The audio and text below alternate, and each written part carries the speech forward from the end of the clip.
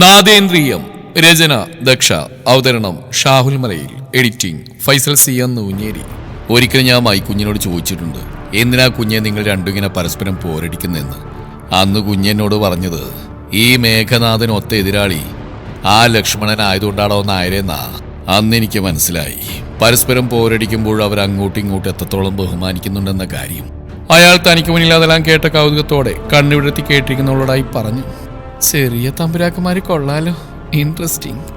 അവളൊരു കൗതുകം നിറഞ്ഞ ചിരിയോടെ അയാളെ നോക്കി. അപ്പൊ ചുരുക്കി പറഞ്ഞ മിസ്റ്റർ മേഘനാഥൻ പറയുന്നതിന് വരെ ഈ ഭുവിക ദുർഗ എന്ന ഞാൻ അയോഗ്യയാണെന്ന് സാരം. അവൾ അയാളെ നോക്കി ചോദിച്ചു. ആ, അങ്ങനെയും പറയാം. അയാൾ അതിനെ അനുകൂലിച്ചുകൊണ്ട് പറഞ്ഞു.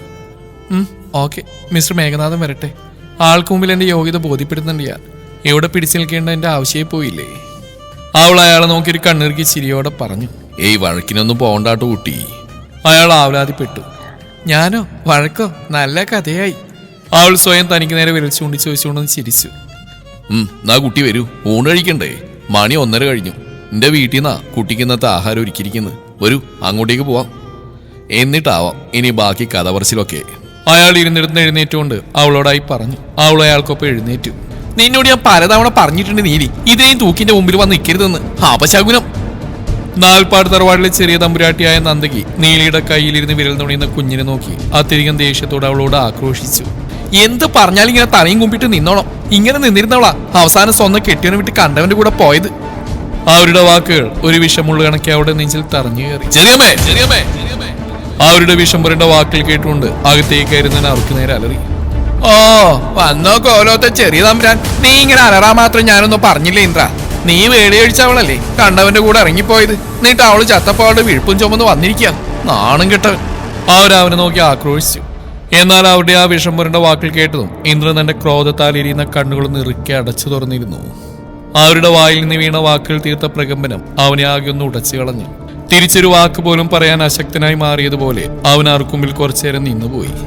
സ്വന്തം ഭാര്യയുടെ ജാരസന്ധിയിൽ നിനക്ക് കൂടെ കൂട്ടാം, താലോലിക്കാം. അതിനെതിരെ ഇവിടെയുള്ള ഒരു പ്രതികരിക്കുന്ന നിന്റെ പ്രശ്നമല്ലേ? അവൻ ചെയ്ത പ്രവൃത്തിയുള്ള നീരസം മുഴുവൻ അവനോട് പ്രകടിപ്പിച്ചുകൊണ്ട് അവർ ചോദിച്ചു. ലോകത്തെ എവിടെയെങ്കിലും കേട്ട് കേൾവിയുള്ള കാര്യമാണോ ഇത്? സ്വന്തം ഭാര്യക്ക് കാമുകിലുണ്ടായി. അവന്റെ ശബ്ദം അവരുടെ വാക്കുകളെ മുറിച്ചുകൊണ്ട് അവിടെ ഉയർന്നു കേട്ടു. അതിന്റെ പ്രകമ്പനത്തിൽ കോവിലത്തെ അംഗങ്ങൾ ഓരോരുത്തരായി ആ നടുമുറ്റത്തേക്ക് വന്നു നിന്നു. എല്ലാവരുടെയും കണ്ണുകൾ ആ നടുത്തളത്തിൽ നിൽക്കുന്ന 3 പേരെ കാര്യമറിയാതെ ഉറ്റുനോക്കിക്കൊണ്ടിരുന്നു. ഇനി ഒരക്ഷരം നിങ്ങൾ മിണ്ടിപ്പോരുത്. അവൻ ആർക്ക് നേരെ വിരൽ ചൂണ്ടിക്കൊണ്ട് താക്കിയതോടെ പറഞ്ഞു. ഞാൻ മിണ്ടാതിരിക്കാൻ എന്താ തിരക്ക്? എത്ര ആളുകളുടെ വായി എനിക്ക് ഇതുപോലെ പിടിച്ചെട്ടാൻ കഴിയും? എത്ര പേരോട് നീ ഈ ജാരസന്ധിക്ക് വേണ്ടി പടവിട്ടും? ജീവിതത്തിൽ ഒരിക്കലെങ്കിലും നീ ഈ ചെയ്തു കൂട്ടിയതെല്ലാം ഓർത്ത് ഖേദിക്കുന്ന ഒരു നിമിഷം വരീന്ദ്ര. അന്ന് നിന്റെ ഒപ്പം നീ ചേർത്ത് പിടിച്ചിരിക്കുന്ന ഈ 2 വിഴുപ്പുകളും കാണില്ല. ആ നിമിഷത്തെ നിനക്ക് ഒരിക്കലും അതിജീവിക്കാൻ കഴിയില്ല. അവനെ നോക്കി ക്രൂരമായി പറഞ്ഞു. നിന്നോട് ഞാൻ പറഞ്ഞല്ലേ ഇതുങ്ങൾ രണ്ടിനെയും വലയെടുത്തുകൊണ്ട് കളയാൻ. അപ്പൊ അവന്റെ ആദർശവും പൊക്കി പിടിച്ചുകൊണ്ടിരിക്കുന്നു. നീ ഇങ്ങനെ പൊതിഞ്ഞു പിടിച്ചുകൊണ്ട് നടക്കാൻ ഈ നിൽക്കുന്നതിന്റെ സ്വന്തം ഭാര്യയും കുഞ്ഞൊന്നല്ലല്ലോ. വഴിയിന്ന് വലിച്ചേറ്റിയ 2 ചാവാലിപ്പട്ടികളല്ലേ? അവർ പറഞ്ഞു കേട്ടുകൊണ്ട് ഇന്നവരുടെ കൈകൾ തന്നെ നെഞ്ചിലേക്ക് ചേർത്ത് പൊതിഞ്ഞു പിടിച്ചിരിക്കുന്ന കുഞ്ഞിൽ മുറുകി. അവൾക്ക് ഈ നിമിഷം കുഞ്ഞുമായി കോവിലത്തിന്റെ പടികളിറങ്ങാൻ തോന്നി. എന്നാൽ ഇവിടെ നിറങ്ങിയാലുള്ള തങ്ങളുടെ അവസ്ഥയോർത്തതും അവൾ തളർന്നു. തന്റെ നിസ്സഹായത ഓർക്കെ അവൾ സ്വയം ശപിച്ചു. കൂടെ ഈ കുഞ്ഞില്ലായിരുന്നെങ്കിൽ ഇവിടെ വന്ന പിറ്റേന്ന് താൻ ഈ പടിയിറങ്ങുമായിരുന്നു എന്നവൾ വേദനയോടെ ഓർത്തു. നീ നിന്റെ പഴച്ചുപോയ ഭാര്യയുടെ ഓർമ്മ കൊണ്ടടക്കുന്ന ഈ വിഴുപ്പിനെ, അവർ പറഞ്ഞു മുഴുമിക്കും മുന്നേ അവിടെ കിടന്ന ടീപ്പോയൊരു വലിയ ശബ്ദത്തോടെ ചിന്നിച്ചെതറി. അതിനകമ്പടി എന്നോണം ആ 4 കെട്ടിന്റെ അകത്തളം മുഴുവൻ വിറങ്ങലിക്കുമാർ ഉച്ചത്തിൽ കുഞ്ഞിന്റെ കരച്ചിൽ അവിടെ മുഴങ്ങി കേട്ടു. നീലി നിറഞ്ഞൊഴിയ കണ്ണുകളെ തുടക്കാതെ വിതുമ്പിലടക്കാൻ പാടുപെട്ടുകൊണ്ട് തന്നെ നെഞ്ചിന്റെ ചൂട് പറ്റി ചേർന്ന് വാവിട്ട് കരയുന്ന കുഞ്ഞിനെ കൂടുതൽ തന്നോട് അടക്കി പിടിച്ചുകൊണ്ട് താഴേക്ക് മിഴികൾ പതിപ്പിച്ചു വെച്ച് നിന്നു. ഒരിക്കൽ പോലും അവൾ തലയുയർത്തി നോക്കിയില്ല. അതിനുള്ള അവകാശം പോലും കൂടെ ആരുമില്ലാതെ അനാഥയായി തീർന്ന അന്ന് അവൾക്ക് നഷ്ടമായതാണ്. അന്നു തൊട്ട് ഇന്ന് വരെ ആ തലയുടെയുള്ളവർക്ക് മുമ്പിൽ ഉയർന്നിട്ടില്ല. നീലി!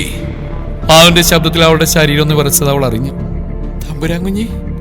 അവൾ വിക്കലോട് അവന് നേർക്ക് തല ഉയർത്തി നോക്കാൻ ചോദിച്ചു. അകത്തേക്ക് പോ.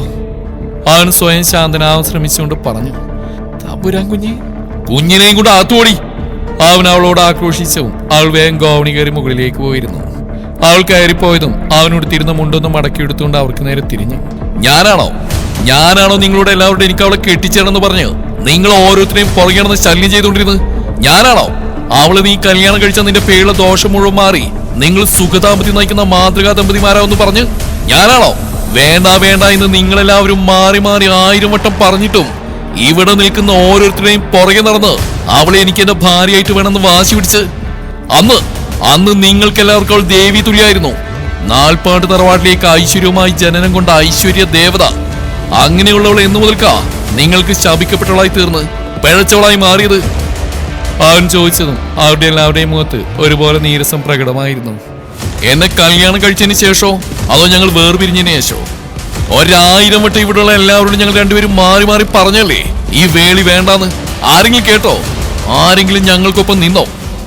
അവൻ കൈപ്പുളവാക്കുന്നു ഒരിക്കലും ഓർമ്മകളിൽ സൂക്ഷിക്കാൻ ആഗ്രഹിക്കാത്തതുമായ തന്റെ ഭൂതകാലത്തേക്ക് ഒരിക്കൽ കൂടി എത്തി നോയിക്കൊണ്ട് നെഞ്ചിൽ ഉറഞ്ഞുകൂടുന്ന ഭാരത്തെ ഇറക്കി വെക്കാൻ കഴിയാതെ അതിന്റെ നീറ്റൽ കണ്ണുകളിലേക്ക് ഏറ്റുവാങ്ങി ഇടറിപ്പോകുന്ന വാക്കുകളോടെ തനിക്ക് മുമ്പിൽ നിൽക്കുന്നവർ ഓരോരുത്തരെയും നോയിക്കൊണ്ട് പറഞ്ഞു, ഇല്ല, അന്ന് നിങ്ങൾ അവള് കൂടെ നിന്നിരുന്നെങ്കിൽ അവൾ ഇന്നും ഈ തറവാട്ടിൽ നമ്മൾക്കൊപ്പം ഉണ്ടായേനെ. ഇപ്പൊ അവളെ പിഴച്ചവളെന്ന് നാണം കെട്ടവളെന്നും മുദ്രകുത്തുന്ന നിങ്ങൾ ഓരോരുത്തരും തന്നെ അവളെ തലയിലേറ്റു വെച്ച് നടന്നേനെ. അവനൊരു പുച്ഛത്തോടെ പറഞ്ഞു. അന്നെല്ലാവർക്കും വലുത് രാശിപ്പലകിൽ കുറിക്കപ്പെട്ട നാൽപ്പാട്ട് ചെറിയ തമ്പുരാന്റെ ജീവനായിരുന്നു. അതിനുവേണ്ടി നിങ്ങൾ ഓരോരുത്തരും കുരുതി കൊടുക്കാൻ തെരഞ്ഞെടുത്തോ അതേ തറവാട്ടിൽ ജനിച്ച ഒരുവളെയും. നിങ്ങൾ പോലും അതിന് കൂട്ടു നിന്നല്ലോ അപ്പേ. അവനിനി ഒന്ന് കേൾക്കാൻ വയ്യുന്ന പോലെ ഭിത്തിയിലേക്ക് ചാരിയെന്ന് ഒടുത്തിരുന്ന് എഴുതുകൊണ്ട് വാപ്പുത്തി കരയുന്ന ഗായത്രിയുടെ അമ്മയായ ദാക്ഷായണി നോക്കി വിങ്ങലോടെ ചോദിച്ചു. അവന്റെ ചോദ്യം അവരെ കൂടുതൽ തളർത്തി. ഈ നിൽക്കുന്നവർക്കൊപ്പം ചേർന്ന് നിങ്ങളും അവളെ നടതള്ളി. അവളെ ഒരിക്കലും എന്റെ ഭാര്യാസ്ഥാനത്തേക്ക് കൊണ്ടുവരാൻ എനിക്ക് കഴിയില്ലെന്ന് ആവർത്തിച്ച് പറഞ്ഞല്ലേ ഞാൻ. അവളും പറഞ്ഞ എന്നെ ഒരിക്കലും അവൾക്ക് ഭർത്താവായിട്ട് അംഗീകരിക്കാൻ കഴിയില്ലെന്ന്. അവളെ എന്നെ വിളിച്ചിരുന്ന ഏട്ട എന്നാ. അവളുടെ കൂട്ടുകാർക്കും നാട്ടുകാർക്കെല്ലാം മുമ്പിൽ ഞാൻ ആടിത്തിമിർത്ത് അവളുടെ ഏട്ടൻ എന്ന വേഷ. ചെറുപ്പം മുതൽക്ക് എന്റെ ഈ കൈകളിലാ ഞാൻ അവളെ കൊണ്ടു നടന്ന് ഈ നെഞ്ചി കിടത്തി അവളെ ഉറക്കിയത്. എന്റെ കുഞ്ഞിനെ പോലെ ഞാൻ കൊണ്ടു നടന്നവളെയാ. നിങ്ങളെല്ലാം കൂടി എന്നോ വരാനിരിക്കുന്ന മരണത്തെ ഒഴിവാക്കാൻ എന്ന പോലെ അവളുടെ കഴുത്തിൽ എന്നെ കൊണ്ട് ഒറ്റ രാത്രി ഇരുട്ടി വെളുത്തവും താലിയാർത്തിച്ച്. ഏത് കൈ കൊണ്ടാണ് അവളെ ഞാൻ എന്റെ കുഞ്ഞിനെ പോലെ താലോലിച്ചത്? ഏത് കൈ കൊണ്ടാണ് അവൾക്ക് ഞാൻ അന്നം നൽകിയത്? അതേ കൈ കൊണ്ട് തന്നെ അവളുടെ കഴുത്തിൽ എന്നെ കൊണ്ട് താലി അണിച്ചില്ലേ? അവൻ വാക്കിൽ എന്തെല്ലാം ഒളിപ്പിച്ചു വെച്ചുകൊണ്ട് പറഞ്ഞു നിർത്തി. അപ്പോഴും ആ മനസ്സ് വേറെന്തിനെയോ നീറിപ്പോയിന്നുണ്ടായിരുന്നു. ഒരുപക്ഷെ ഒരു നിമിഷത്തേക്കെങ്കിൽ ഒരു നിമിഷത്തേക്ക് സ്വാർത്ഥനായി പോയവന്റെ വിങ്ങലാവാമത്. ആ നിമിഷം അവളൊന്നും നോക്കിയൊരു നോട്ടമുണ്ട്. ഇനി എത്രയൊക്കെ ആയുസ് നീട്ടിക്കിട്ടിയാലും ചിരഞ്ജീവിയായെന്ന് പറഞ്ഞാലും നാൽപ്പാട്ട് ലക്ഷ്മണ ജിതേന്ദ്രൻ അന്ന് ആ നിമിഷം ആ ക്ഷേത്രാങ്കണത്തിൽ വെച്ച് മരണം വരിച്ചതാ. നിങ്ങളെല്ലാവരും കൂടി എന്നെ കൊന്നു. അവനൊരു ചെയ്തുപോയ കാര്യമൊക്കെ കുറ്റബോധത്താൽ വീർപ്പുമുട്ടിക്കൊണ്ട് പറഞ്ഞു. ഒരുപക്ഷെ അതായിരിക്കാം അവൻ ജീവിതത്തിൽ സ്വാർത്ഥനായി ചിന്തിച്ച ഒരേ ഒരു നിമിഷം. ആ സ്വാർത്ഥത പക്ഷേ അവർക്ക് ഇരുവർക്ക് ഒരുപോലെ നേട്ടമുണ്ടാക്കുന്നതിന് വേണ്ടിയുള്ളതായിരുന്നു എന്ന് മാത്രം.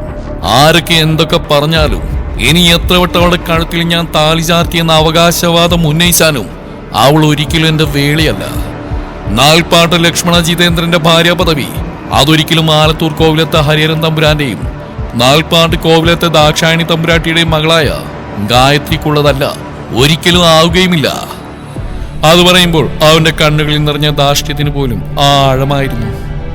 ബ്രാഹ്മണ വിശ്വാസപ്രകാരം വേളി സമയത്ത് കന്യകയുടെ അച്ഛനാണ് അവളുടെ കഴുത്തിൽ താലിയാർത്തുന്നത്. ഇവിടെ അതാണ് സംഭവിച്ചത്. അങ്ങനെ വിശ്വസിക്കാനാണ് എനിക്കിഷ്ടം. എല്ലാവരും നാടകം മാത്രം, ലക്ഷ്യത്തിലേക്ക് എത്തുന്നതിന് വേണ്ടിയുള്ള നാടകം. അതുകൊണ്ട് ഇനി ഒരിക്കൽ കൂടി എന്നെ അവളെയും കൂട്ടി പറഞ്ഞുകൊണ്ട് ഈ വീട്ടിലൊരു ശബ്ദം ഉയരരുത്. ഉയർന്ന ഇപ്പൊ താഴെ വീണുടഞ്ഞ ഇവിടെയുള്ള ഓരോരുത്തരുടെയും താലയിലായിരിക്കും വീണുടയാൻ പോകുന്നത്. അവൻ പറഞ്ഞിർത്തുമ്പോൾ നന്ദയുടെ ചുണ്ടുകളൊന്ന് കൂടി. ആ പിന്നെ നിങ്ങളെന്തോ പറഞ്ഞല്ലോ, എന്താ അത്? വഴിയിൽ നിന്നും വലിച്ചേറ്റിയ 2 ചാവാലി പട്ടികൾ അല്ലേ? അവൻ അവരെ നോക്കി മുരളുന്ന പോലെ ചോദിച്ചു. ആണോ മുത്തശ്ശ? അങ്ങനെയാണോ?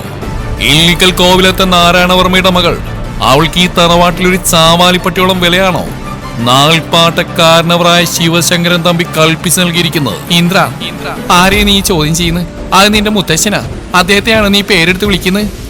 വലിയ തമ്പുരാട്ടിയായ സൗദാമിനി അവനടുത്തേക്ക് വന്നുകൊണ്ട് അനിഷ്ടത്തോടെ ചോദിച്ചു. അച്ചമ്മ ക്ഷമിക്കണം, എനിക്കിതിൽ നിന്നൊരു വ്യക്തത വേണം. പറയൂ മുത്തശ്ശ, ഇല്ലിക്കൽ കോവിലത്തെ തമ്പുരാട്ടിക്കുട്ടി നിങ്ങൾക്ക് ദാസ്യപ്പണി ചെയ്യേണ്ടവളാണോ? അല്ല, ഒരിക്കലും അല്ല.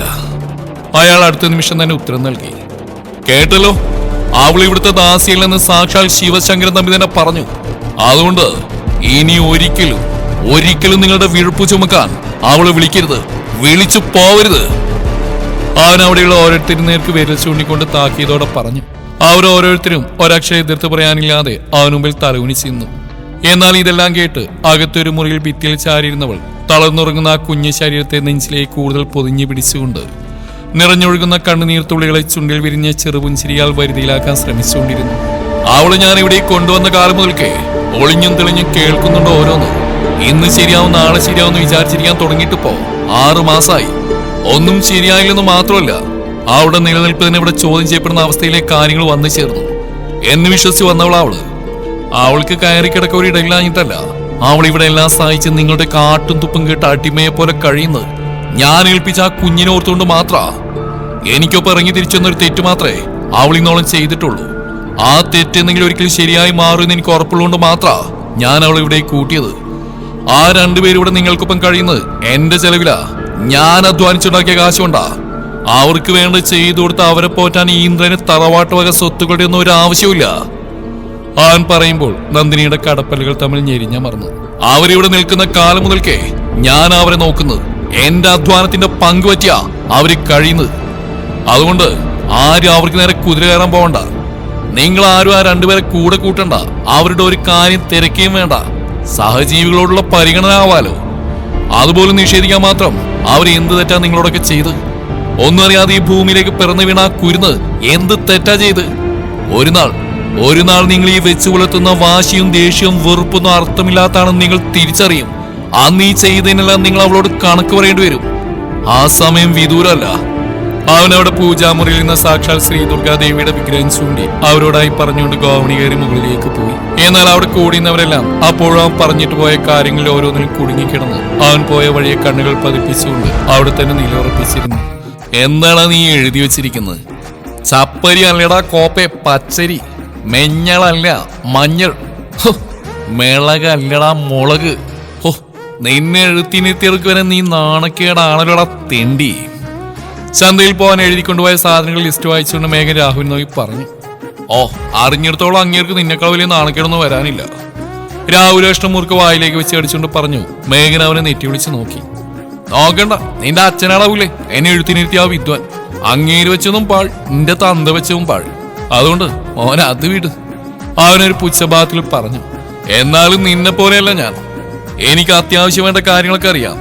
അതുമല്ല, ഈ തുടർ പഠനം എന്നെ കൊണ്ട് പറ്റാത്ത പണിയാണെന്ന് മനസ്സിലായപ്പോ ആ പണി നിർത്തിയവനായി ഞാൻ. നിന്നെ പോലെ എഞ്ചിനീയറിംഗ് 4 വർഷം പോയി, പിന്നെ അത് നിർത്തി ബാങ്ക് കോച്ചിങ്ങിന് പോയി. അതും പാതി വഴിയിൽ സുല്ലിട്ട് PSC എന്നും പറഞ്ഞത്.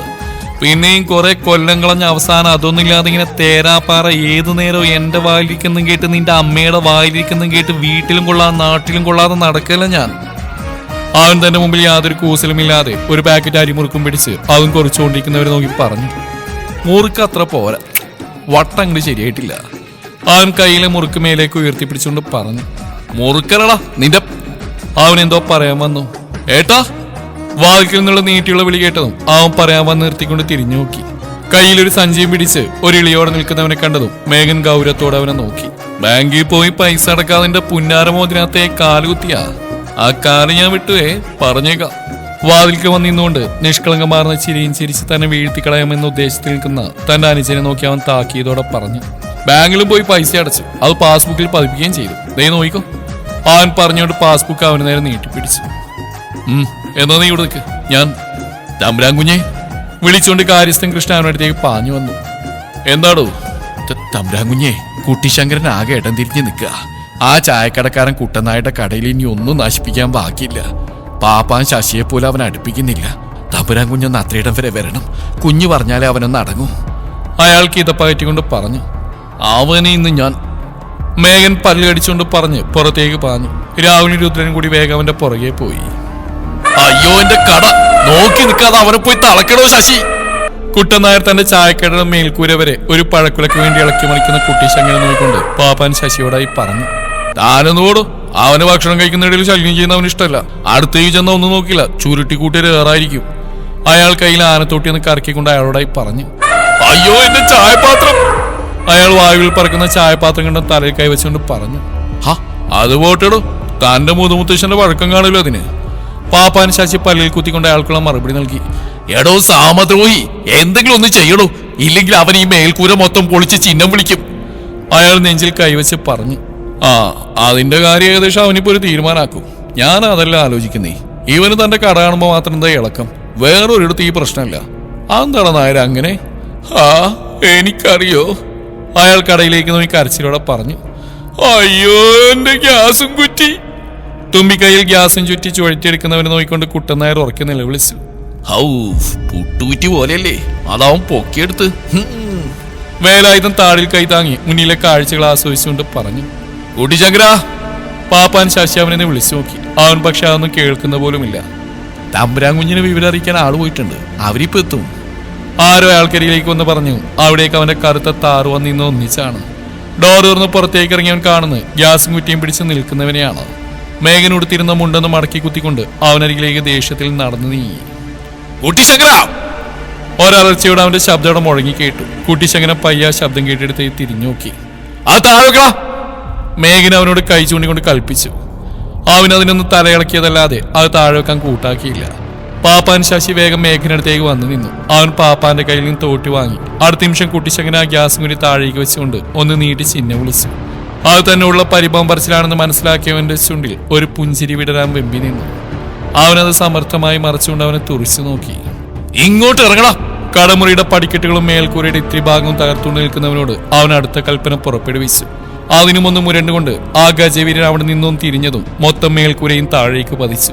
എന്റെ ചന്ദനക്കാവിൽ അമ്മേന്റെ കട. കുട്ടൻ നായർ നെഞ്ചിൽ കൈവച്ചുകൊണ്ട് താഴേക്ക് ഇരുന്നു. കുട്ടിശങ്കരൻ പയ്യെ കുണുങ്ങി കുണുങ്ങി മേഘന്റെ മുമ്പിൽ വന്നിരുന്നുകൊണ്ട് തുമ്പിക്കൈ കൊണ്ട് അവനെ തഴുകാനും തലോടാനും തുടങ്ങി.